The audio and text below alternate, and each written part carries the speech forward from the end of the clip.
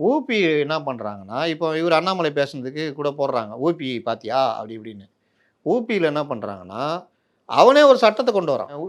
யுபிஎஸ்சில அனுப்ப முடியாது. நாங்களே இங்க குழு போட்டுக்கின்னு, ஒரு ஓய்வு பெற்ற நீதிபதி, தலைமை செயலர், இன்னொரு ஒரு இத போட்டு, அ சீஃப் ஒருத்தர போட்டு, நாங்களே தேர்ந்தெடுத்துக்குவோம். அப்படின்னு அது மாரி பண்ணிட்டு இருக்காங்க. ஆனா 2020 இதுவுமே வந்து உச்சநீதிமன்ற தீர்ப்புக்கு தீர்ப்புக்கு முரண்பட்டதா எதிரானது. அங்க அகிலேஷ் வந்து இது எதிர்த்துட்டு கம்முனு போயின்னுருக்கிறாரு. இது எப்படி இது? நம்ம தோழமை கட்சிகள் இருக்காங்கல்ல, பாயிண்ட் வரட்டும்னு. அந்த மாரி எனக்கு என்னன்னு போயின்னு இருக்காங்க.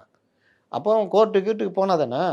ஆனா இந்த விவகாரம் ஒவ்வொன்னா அங்கங்க மாநிலத்தில வந்து, இது ஒரு பிஏஎல்லா சுப்ரீம் கோர்ட்ல வழக்கு வந்து இப்போ தலைமை நீதிபதி அமர்வுல இருக்கு. 3 பேர் இதில ஜூலை மாசம் கூட இது பண்ணி விசாரிச்சுட்டு, இந்த மாரிலாம் பண்றீங்க. இது சட்ட மீறலு. அ ஆர்டிகிள் 141 பிரகாரம் உச்சநீதிமன்றம் ஒரு தீர்ப்பு குடுத்தா, அது சட்டத்துக்கு சமம். அதை எதிர்த்து தனியா சட்டம் இயற்ற முடியாது. அப்படின்லாம் இது பண்றாங்க. இதுக்கு தீர்ப்பு வரும்போது சம்மட்டி அடி விழும். அப்போ ஊபியாவது, கீபியாவது எல்லாருக்கும் சம்மட்டி அடி. அப்போ நீங்க அங்க தப்பு நடக்குது. அந்த தப்ப வச்சுக்கிட்டு நானும் தப்பு பண்ணுவேன்றது, அத விட பெரிய தப்பு அது.